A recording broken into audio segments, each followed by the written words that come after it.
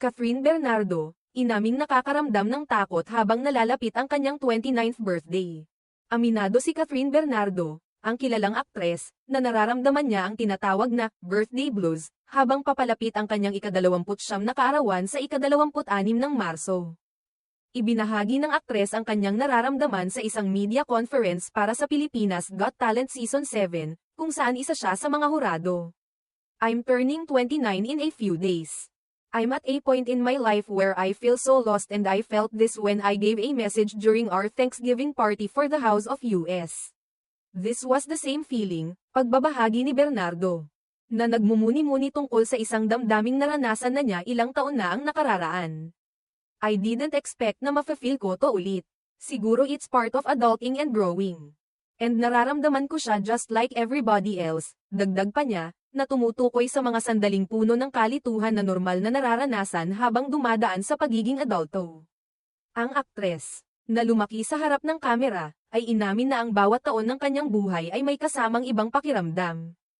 At ang pagiging 29 na ngayon ay ibang klase. I don't know kung nararamdaman talaga to kapag nasa ganitong age ka na, but it's hitting me hard.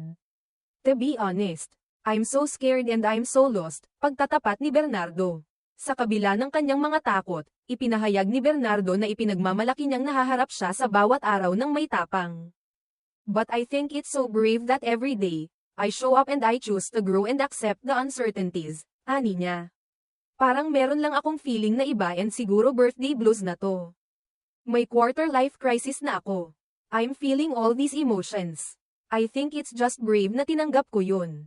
I'm allowing myself to be vulnerable. I have my days and hindi ko rin tinatago sa mga tao, dagdag pa ng aktres. Bagamat puno ng pag-aalinlangan at takot, itinuturing ni Catherine ang mga emosyon niyang ito bilang isang hakbang patungo sa kanyang paglago bilang tao. Sa kabila ng mga hindi tiyak na aspeto ng buhay, ipinagmalaki niyang tanggapin ang mga pagkakataon ng kahinaan at mas pinipiling maging bukas sa mga ito. Tulad ng marami sa atin. Patuloy si Catherine sa paghahanap ng mga sagot at pagtanggap sa mga bagong yugto ng buhay. Sa kabila ng mga pagsubok, patuloy siyang nagpapakita ng lakas at tapang. At nagsisilbing inspirasyon sa mga kabataan na nagnanais ng tagumpay, pagtanggap, at katapatan sa sarili.